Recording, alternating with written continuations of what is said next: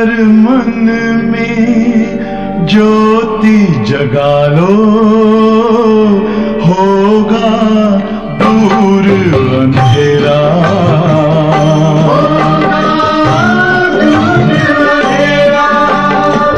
शिव का कर लो ध्यान, आ रहा पावन पुण्य सवेरा।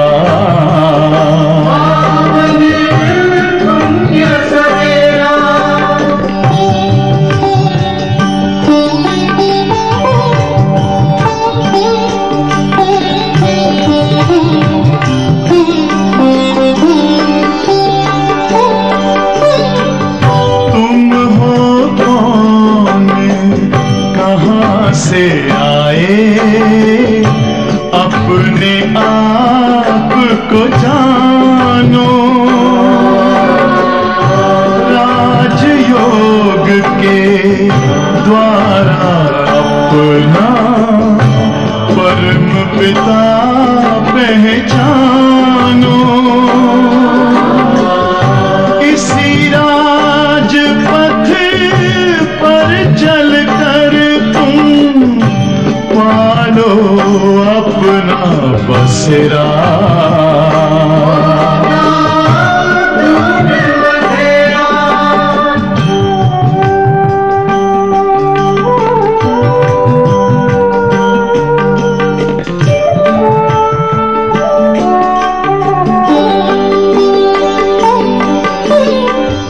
तुम हो आत्मा तन से न्यारे, परमात्मा को प्यारे। दिव्य गुणों को धारण करके योगी बनो दुलारे। ज्योति बिंदु ही तोड़ेगा ये माया मोह का घेरा।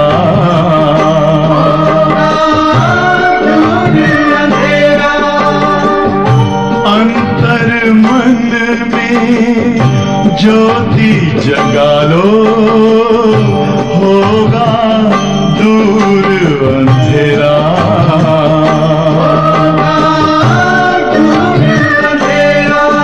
ओम शांति, ओम शांति, ओम शांति।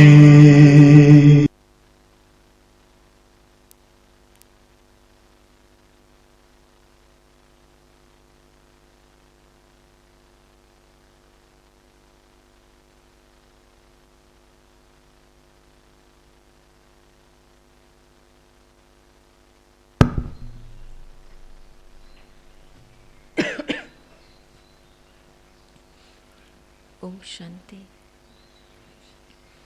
आज बाबा ने ज्ञान की शक्ति क्या है और ज्ञान का महत्व क्या है वो बाबा ने आज समझाया है। क्योंकि ज्ञान वो शक्ति है कि जिससे हम आत्माएं उससे पावन बनती है, और इसलिए ज्ञान स्नान कहा जाता है, जबकि योग स्नान नहीं कहा जाता। योग को अग्नि कहा जाता है, लेकिन ज्ञान को स्नान कहा जाता है कि जब आत्माएं उस ज्ञान सागर में डुबकी लगाती है तो फिर वो आत्मा एक परी बन जाती है, पावन बन जाती है। तो आत्मा का ज्ञान उठाने का उद्देश्य ही यही है कि आत्मा को सत्व प्रधान बनाना, आत्मा को पवित्र बनाना, उसे शुद्ध करना। तो जहाँ तक आत्मा ज्ञान का श्रवण नहीं करेगी, उसको सुनेगी नहीं, उसका मंथन नहीं करेगी, तब तक वो योग अग्नि में वो टिक नहीं पाएगी। क्योंकि योग का जो बेस है, उसका जो आधार है वो ज्ञान है। और इसलिए ज्ञान को यथार्थ रूप से समझना, उस ज्ञान की शक्ति को परखना और देने वाले को परखना, जब हम उसको यथार्थ रूप से समझ लेते हैं तो ज्ञान की जो धारणाएं हैं वो स्वतः ही होना आरंभ हो जाती है। तो आज बाबा कहते हैं कि मीठे बच्चे, बाप के ज्ञान की कमाल है जो तुम इस ज्ञान और योग बल से बिल्कुल पवित्र बन जाते हो। ज्ञान और योग बल से बिल्कुल पवित्र बन जाते हो। बाप आए हैं तुम्हें ज्ञान से ज्ञान परी बनाने, तुम्हें ज्ञान से ज्ञान परी बनाने। प्रश्न है, बाप की कमाल पर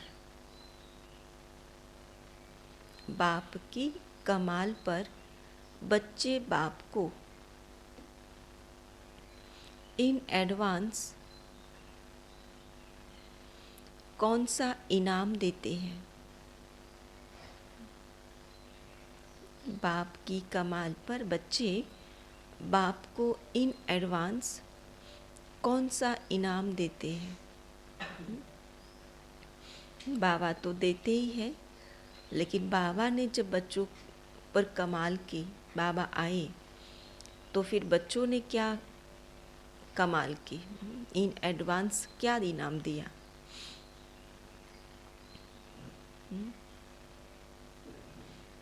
तो बाबा कहते, बाप पर बलि चढ़ना ही, बाप पर बलि चढ़ना ही उन्हें इन एडवांस इनाम देना है।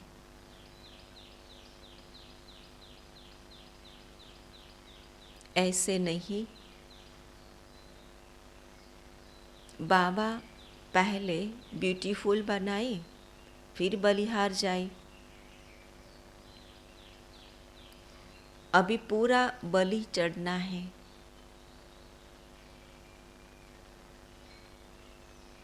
शरीर निर्वाह करते, बाल बच्चों को संभालते, शरीर निर्वाह करते, बाल बच्चों को संभालते, श्रीमत पर चलना ही बलिहार जाना है। श्रीमत पर चलना ही बलिहार जाना है। इस पुरानी दुनिया में तो ठिक्कर ठोबर है, इनसे बुद्धि योग निकाल।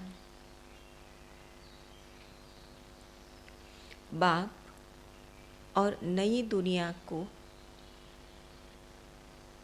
याद करना है। आज का गीत है, तू प्यार का सागर है। ओम शांति। बच्चे जानते हैं कि बाप सम्मुख बैठे हैं और जो दूर बैठे हैं सभी के प्रति कहते हैं, सुनना तो उन्हों को भी है। तो बच्चे जानते हैं कि बाप ज्ञान का सागर है, तो जरूर उनमें ज्ञान होगा ना। जैसे सन्यासी विद्वान है तो वह समझते हैं हम विद्वान हैं। बच्चे जानते हैं कि परमपिता परमात्मा माता पिता के सम्मुख बैठे हैं, वह ज्ञान सागर है। ये तो बुद्धि में बहुत स्पष्ट है कि हमको पढ़ाने वाला कौन है और हम किसके सम्मुख बैठे हैं। तो ज्ञान से सद्गति होती है। उस ज्ञान सागर से जैसे कि लोटा भर लेते हैं, सागर तो सदैव भरपूर है ना। सागर से कितना पानी सारी दुनिया को मिलता रहता है, कभी खुटता नहीं, अथाह पानी है। तो बाप भी है ज्ञान का सागर। जब तक जीते हैं उनसे ज्ञान सुनते ही रहते। वो खुटने वाली बात नहीं कि कहाँ तक ज्ञान देंगे, कब ज्ञान पूरा होगा, है ना, उसका कोर्स कितना होगा। तो बाबा कहते ये तो सागर है, और सागर कभी खूटता नहीं है, वो अखूट होता है। आप जितना लेना चाहो उतना आप ले लो, वह सदा भरपूर है। थोड़े से ज्ञान रतन दे देते हैं, जिससे सारी सृष्टि सदगति को पाती है। थोड़ा सा ज्ञान उठाया तो भी आत्मा की सदगति हो जाती है। तो वह है ज्ञान का सागर, शांति का सागर, सुख का सागर। उनके संग से पतित से पावन बनते हैं। किनके संग से? जो है पतित पावन, जो ज्ञान का सागर है, सुख का सागर है। जहाँ तक बुद्धि उनके संग में रहेंगी उतना पावन बनेगी। तुम हो ज्ञान गंगाई, मान सरोवर होता है ना, तो सरोवर एक बड़ा तालाब है, वह भी कैलाश पर्वत पर दिखाते हैं। समझते हैं कि बड़ा सागर है, जिसमें डुबका मारने से मनुष्य परी बन जाते हैं। परियों का अर्थ तो समझ नहीं सकते कि 2 पंख वाली परी की बात थोड़ी है कि वो उसमें डुबकी लगाई और परी बन गई। वक्त परियां बहुत शोभनीक होती है। कैसी शोभनीक? बाह्य सुंदरता की तो बात है, लेकिन आंतरिक सुंदरता, आत्मा की शुद्धता बढ़ जाती, आत्मा की पवित्रता की वो शोभा है। तो अब तुम बच्चे जानते हो, बाप हमको ज्ञान स्नान कराए, ऐसा सुंदर शोभनिक ज्ञान परी बनाते हैं। कितना रोज बाबा ज्ञान स्नान कराते, और उसमें जो आत्माई रियल रूप में स्नान करती है वो शुद्ध बनती जाती। बाबा ने बहुत समय पहले साकार मुरली में ही कहा था, बाबा ने कहा था कि ज्ञान वो ऐसा घृत है, ज्ञान वो एक ऐसी पावर है कि जो रोज श्रवण करने वाला उसे पावन बनता जाता है, शुद्ध बनता जाता है। लेकिन केवल सुनना वो काफ़ी नहीं होता है, लेकिन सुनने के साथ उसका स्वरूप जो बनता है ना, वो शुद्ध बनता जाता है। तो वहाँ तो नेचुरल ब्यूटी होती है, यहाँ कागज, काजल, क्रीम आदि लगाए श्रृंगार करते हैं। तो यह है आर्टिफिशियल ब्यूटी। तत्व भी तमो प्रधान है, वहाँ तत्व भी सतो प्रधान होते हैं। देवता वो जैसे शोभनीक कोई हो नहीं सकते। यहाँ की ब्यूटी में हेल्थ तो नहीं रहती है ना, बाह्य सुंदरता ज़रूर है, लेकिन तंदुरुस्ती कहाँ है? न तन की है न मन की है।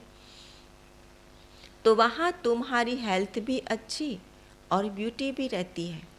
तो बच्चे समझते हैं बाबा तो कमाल कर देते हैं। मनुष्य बड़े बड़े मार्बल की मूर्तियाँ बनाते हैं अथवा अच्छे आर्ट से चित्र बनाते हैं, तो उनको बहुत इनाम मिलता है। अब विचार करो कि बाप ज्ञान और योग बल से हमको क्या से क्या बना देते हैं। यह तो बाप कमाल करते हैं। तो ज्ञान और योग की कितनी बड़ी बलिहारी है। जो हमने रियल स्वरूप में ज्ञान योग किया, तो उसका परिणाम क्या है? परिणाम है उसका परिवर्तन, अपने स्वभाव में परिवर्तन, अपने संस्कारों में परिवर्तन, अपनी आदतों में परिवर्तन। तो ये है ज्ञान का परिणाम। अगर ज्ञान सुना और फिर भी परिवर्तन नहीं दिखाई देता, इसका मतलब कि केवल सुन रहे हैं लेकिन उसको समझ करके स्वरूप नहीं बन रहे हैं। तो कमाल है, बाबा के ज्ञान बल से आत्मा बिल्कुल ही पवित्र हो जाती है। 5 तत्व भी प्योर हो जाते हैं, जिससे नेचुरल ब्यूटी रहती है।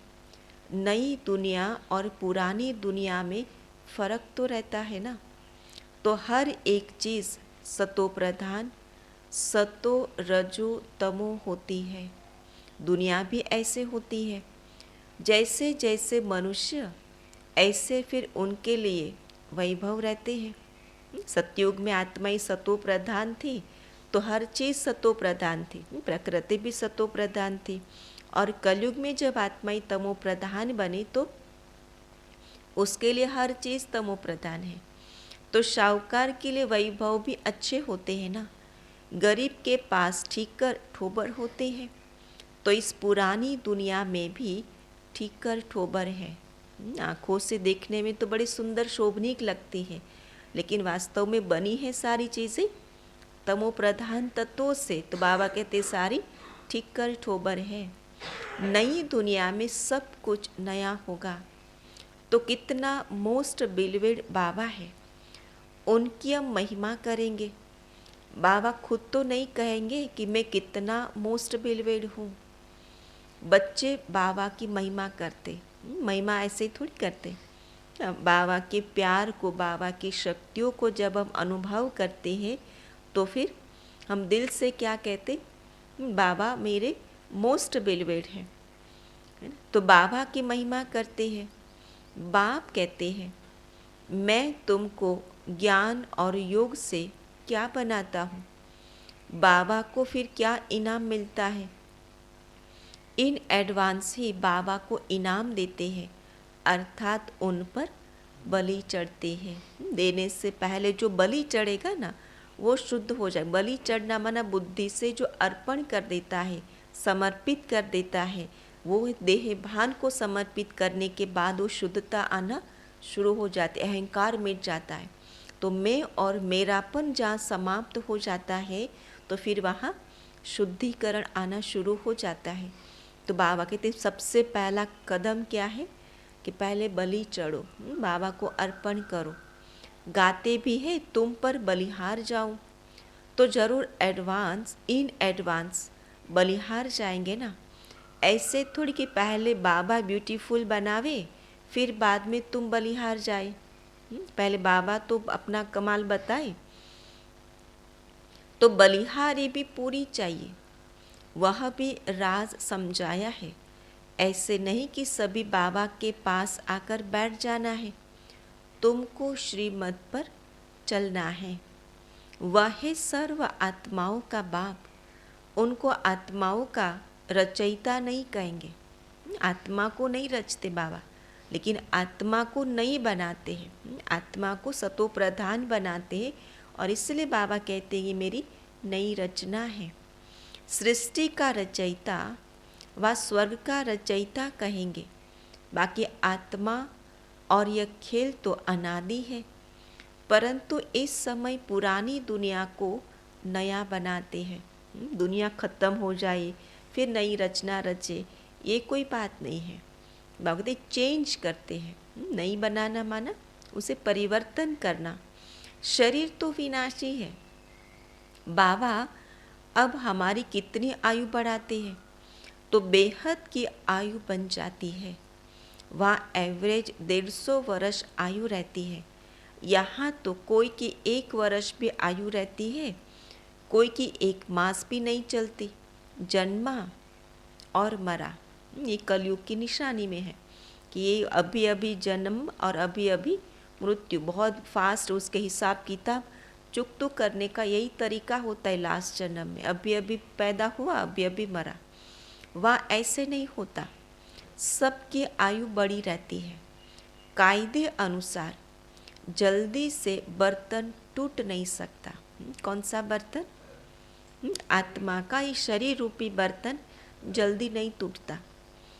तो बाप समझाते हैं अब बहुत मेहनत करनी है। तुम शिव शक्ति सेना बाप के मददगार हो। तुम समझते हो इस समय रावण राज्य है, सब विकारी है। उन विकारियों से सन्यासी अलग हो जाते हैं, फिर सृष्टि रची नहीं जाती। तो सन्यास सृष्टि ही रचेंगे, अर्थात मुख से आप समान सन्यासी बनाएंगे। उनको मुख वंशावली नहीं कहेंगे। वंशावली गृहस्थ आश्रम में रहते हैं। सतयुग में वंशावली फूल जैसी होती है, पवित्र होते हैं। तो सन्यासियों की वंशावली नहीं हो सकती, लिमिटेड है। यह तो अनलिमिटेड है ना। गृहस्थ आश्रम कहते हैं। वास्तव में आश्रम तो बहुत ऊंचा ठहरा। आश्रम पवित्र होता है। विकारी गृहस्थ को आश्रम नहीं कह सकते, उसको संसार कहा गया। लेकिन जब उसी संसार में जब वो पवित्रता की धारणा को अपना लेते हैं तो फिर वो आश्रम बन जाता है, पवित्र गृहस्थ आश्रम कहलाता है। तो बाबा कहते हैं बाप पवित्र गृहस्थ आश्रम धर्मी बनाते हैं, माया रावण अधर्मी बना देती है। तो अधर्मी मनुष्य अधर्मी बन पड़े हैं, धर्मी और अधर्मी मनुष्य को ही कहेंगे। जानवरों को किसी ने कहा कि अपने धर्म के ऊपर नहीं चलता है, वो अधर्मी है, धर्म के विरुद्ध काम करता है। पशु पक्षी जानवर के लिए नहीं कहा, लेकिन फिर भी वो धर्म को मानता ही नहीं मानता, लेकिन अपनी दिनचर्या में एटलीस्ट वो एक्यूरेट ज़रूर चलता है। केवल एक ही मनुष्य है कि जो अपने धर्म के बाहर जाकर के कर्म करता है और तभी सबसे ज़्यादा वो दुखी हुआ है। तो जानवर को थोड़ी कहेंगे। तो बाप आकर धर्मी बनाते हैं। अगर सुखी बनना है तो क्या बनना पड़ेगा? धर्मी बनना पड़ेगा, आत्मा के धर्म में स्थित होना पड़ेगा, उसको धारण करना पड़ेगा।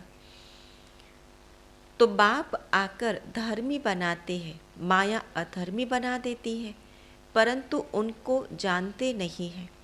जैसे ईश्वर को नहीं जानते वैसे माया को भी नहीं जानते। दुनिया वाले थोड़ी माया को जानते, वो तो कहते धन ही माया है, बाल बच्चे माया है, भगवान ने इतनी माया लीला रच दी है, अभी क्या करे, भगवान का नाम लेने का टाइम ही नहीं है। तो उनके पास भी माया किसको कहा जाए उसका ज्ञान ही नहीं है। परमात्मा के लिए कह देते सर्वव्यापी है, परंतु सर्वव्यापी तो 5 विकार है। इस समय भक्त सब बाप को याद करते हैं, अर्थात सब में भगवान की याद है।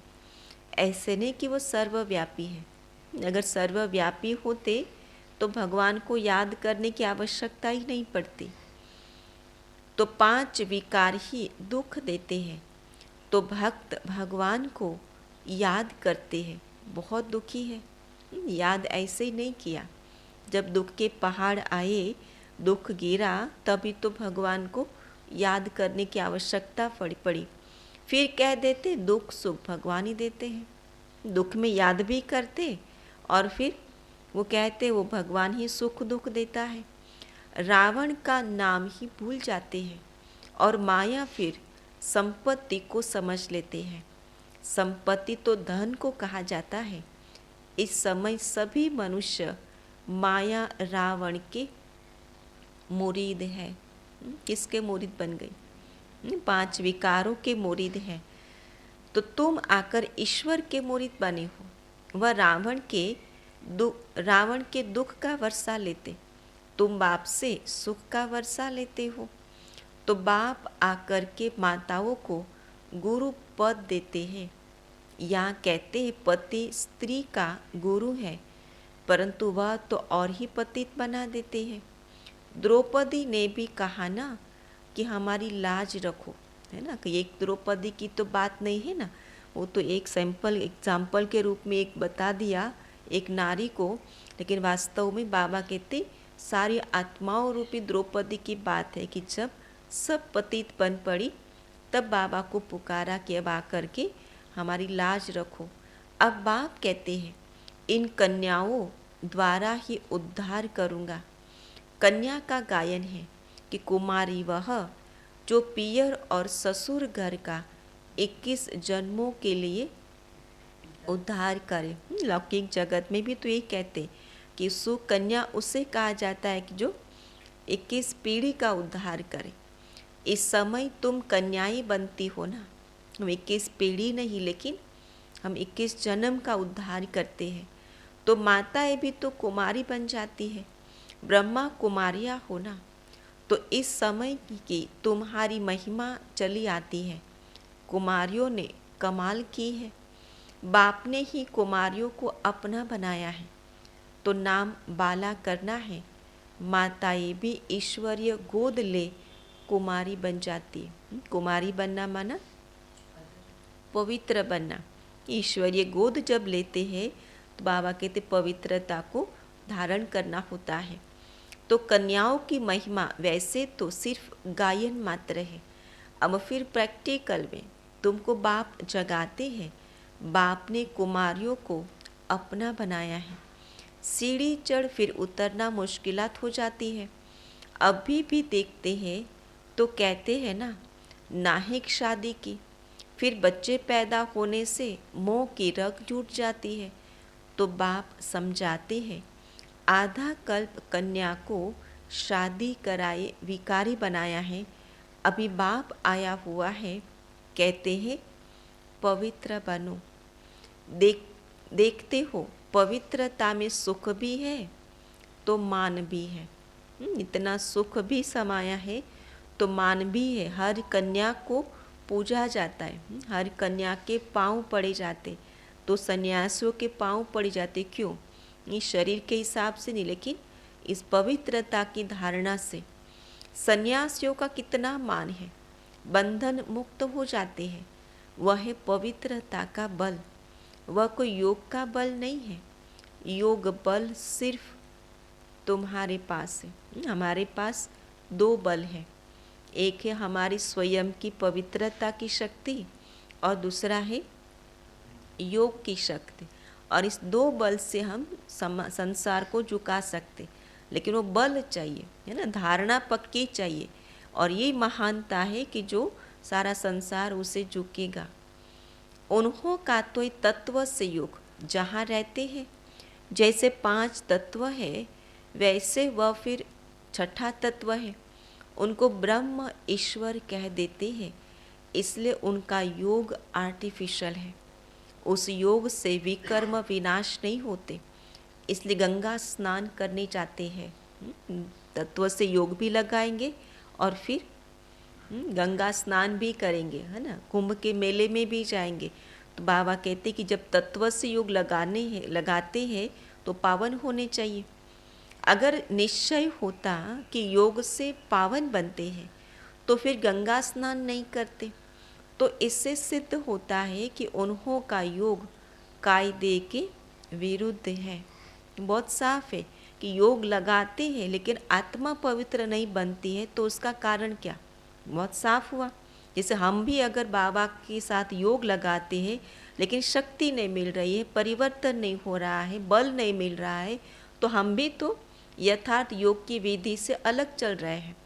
जब हम सुन रहे हैं, जब हम नोट भी कर रहे हैं, लेकिन फिर भी अंदर कुछ जा नहीं रहा है। क्यों? क्योंकि विधि है, विधि से ही नहीं कर रहे। तो उसी हिसाब से बाबा कहते कि सन्यासी लोग तत्व से योग लगाते हैं तो कायदे के विरुद्ध है, तभी तो आत्मा पावन नहीं बनती है।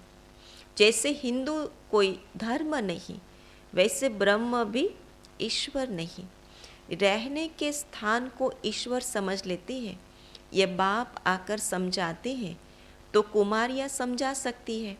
हम भी के इस भारत को स्वर्ग बनाते हैं, वर्ल्ड ऑलमाइटी अथॉरिटी राज्य बनाते हैं। तो बाप कहते हैं माताओं का नाम बहुत बाला करना है, पुरुषों को इसमें मदद करनी चाहिए। यह पवित्र रहना चाहती है तो पवित्र रहने दो। तो बाप आकर पहले माताओं और कुमारियों को ज्ञान देकर अपना बनाते हैं। शिव वंशी तो सब है ही, फिर ब्रह्मा कुमार और कुमारियाँ बनते हैं। कुमार भी है परंतु थोड़े, कुमारियाँ जास्ती हैं। तुम्हारे यादगार का मंदिर भी यहाँ एक्यूरेट है। मनुष्य समझते कि विकार बिगर सृष्टि कैसे पैदा होगी। तो बाप कहते कि अभी यह दुखदायी पतित सृष्टि नहीं चाहिए। चाहिए किसको? वो तो जी रहे हैं। वास्तव में तो साधनों के आधार से खुश, अगर वो टूट जाए साधन संपत्ति तो सबसे ज़्यादा दुखी हो जाते हैं। तो आप कहते वैसे ऐसी दुनिया चाहिए नहीं, तो ज़रूर पवित्र रहना पड़े। अगर ऐसी दुखदायी दुनिया नहीं चाहिए, सुखकारी चाहिए, तो उसके लिए पवित्रता चाहिए। गवर्नमेंट भी कहती है पैदाइश कम हो, क्योंकि वह समझते हैं कि इतना अन्न कहाँ से आएगा। वह पवित्रता की बात नहीं समझते। तुम जानते हो अभी शिवालय स्थापन होता है, बेहद की दुनिया शिवालय बन जाती है। केवल एक घर नहीं, अभी तो घर के ऊपर नाम रखते ना, शिवालय है ना, शिव का घर है। बाबा कहते एक नहीं, लेकिन अभी तो सारी दुनिया शिवालय बन जाएंगे। बेहद की दुनिया शिवालय बन जाती है। उन्होंने तो एक मंदिर का नाम रख दिया है शिवालय, वह हो गया हद का शिवालय। यह बनता है बेहद का शिवालय। तो सारा स्वर्ग शिवालय कहेंगे। शिव ने देवी देवताओं की रचना की है, उनके मंदिर बने हुए हैं, वह है चैतन्य शिवालय। फिर यह वैशाली बनता है।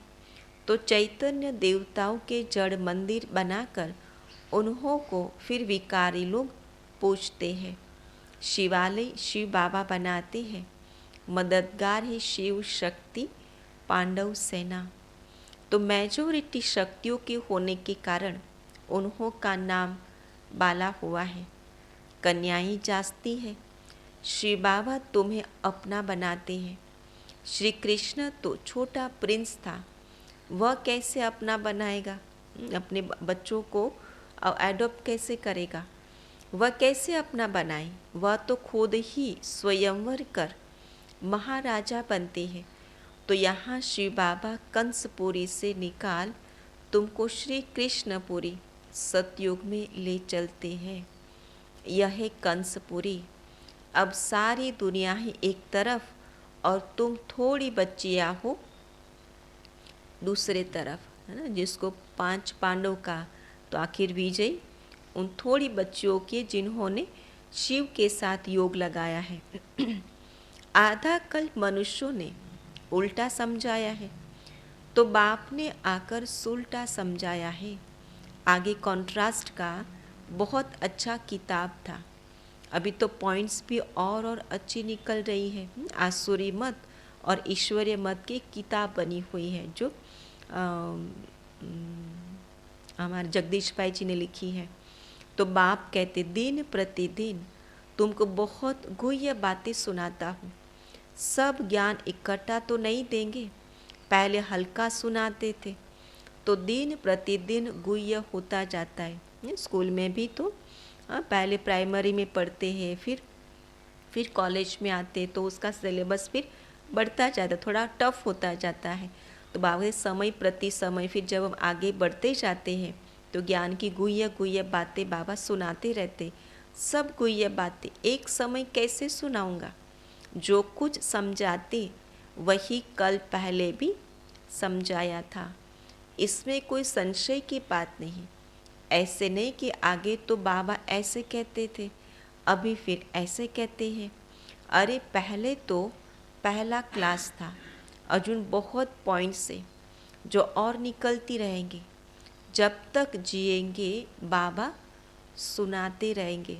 ऐसा सिलेबस है कि कभी ख़त्म होने वाला ही नहीं है। आपकी कैपेसिटी कितनी है, आप जितना सुनना चाहो उतना बाबा सुनाते रहेंगे। लेकिन सुनने के साथ साथ, है ना, अभी तो कितना सारा ज्ञान सुन लिया, लेकिन सुनना इतना था, उसमें धारण कितना किया? बहुत कम।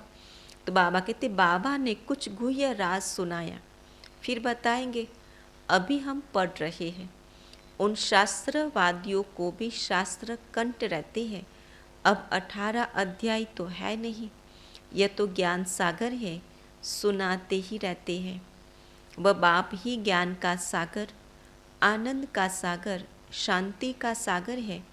इस दुनिया में तो कुछ भी नहीं है, न प्यार है और न सार है कुछ भी, और न कुछ सार है न प्यार है। फिर भी बुद्धि किस में लटकी हुई है? असार संसार में ही तो लटकी हुई है, जिसमें कोई भी सार नहीं है, ऐसे दुनिया में बुद्धि लटकी हुई है। और जिसमें सार है, जिसमें प्यार मिलता है, मुरली सुनते सुनते क्या मिलता है? उस प्यार के सागर का प्यार ही तो मुरली है। अगर उसके प्यार निश्चय से अगर आप सुनो तो ये प्यार अगर जिसने अनुभव कर लिया ना, वो दुनिया में जिस उसकी बुद्धि भटकेगी ही नहीं, है ना। तो इसलिए बाबा कहते कि वह तो सब बातों का सागर ही सागर है, लेकिन उसका महत्व जिसने समझ लिया वो कभी एक सेकंड भी उसको उससे वंचित नहीं रह सकते। तो मनुष्य कहते कि वह सर्वव्यापी है और हम भी वही है, लेकिन उन्हों को उन्हों की तो महिमा बड़ी जबरदस्त है। सभी भक्त साधु आदि उनको याद करते हैं। दुखी है तब तो कहते हैं, क्या कहते हैं, वापिस निर्वाण धाम में जाइए। सो तो अब निर्वाण धाम का मालिक आए तब ही तो ले जाए। तो स्वर्ग की सौगात बच्चों के लिए बाप ले आते हैं, खुद स्वर्ग का मालिक नहीं बनते हैं। बाप देते हैं स्वर्ग की सौगात, फिर रावण आकर दुख देते हैं। दुख को सौगात नहीं कहेंगे। दुख की सौगात होती है, सौगात सुख के लिए होती है ना। तो बाबा कहते स्वर्ग के सौगात की चाबी दी है कन्याओं को। कन्याएं भारत को स्वर्ग बनाती है। कन्याएं अपने मित्र संबंधियों को भी समझा सकती है कि हमने पारलौकिक माता पिता की गोद ली है। अच्छा, मीठे मीठे सिकिलधे बच्चों प्रति माता पिता बाप दादा का याद प्यार और गुड मॉर्निंग। रूहानी बाप की रूहानी बच्चों को नमस्ते। हम रूहानी बच्चों की रूहानी बाप दादा को याद प्यार, गुड मॉर्निंग और नमस्ते। आज की धारणा क्या होगी? बाबा ने कहा गृहस्थ को आश्रम, गृहस्थ को आश्रम अर्थात पवित्र बनाना है।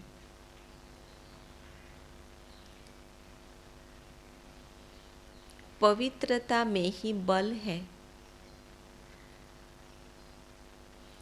पवित्रता का ही मान है। इसलिए योग बल और पवित्रता का बल जमा करना है।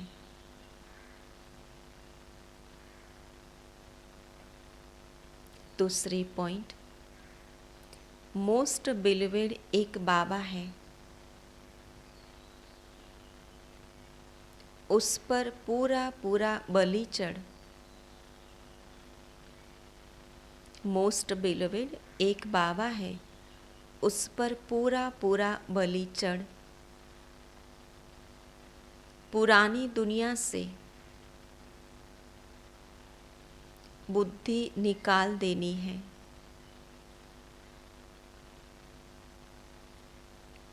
आज का वरदान है रूहानी आकर्षण द्वारा सेवा और सेवा केंद्र को चढ़ती कला में ले जाने वाले योगी तो आत्मा भव।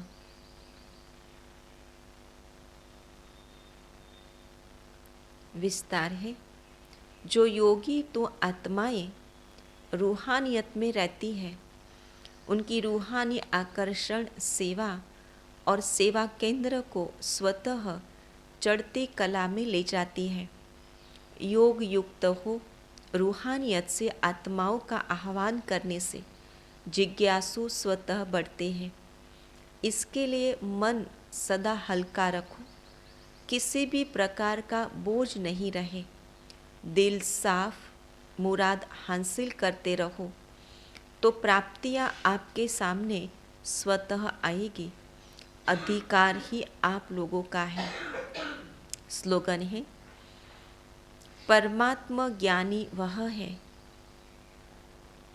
परमात्मा ज्ञानी वह है जो सर्व बंधनों एवं आकर्षणों से मुक्त है।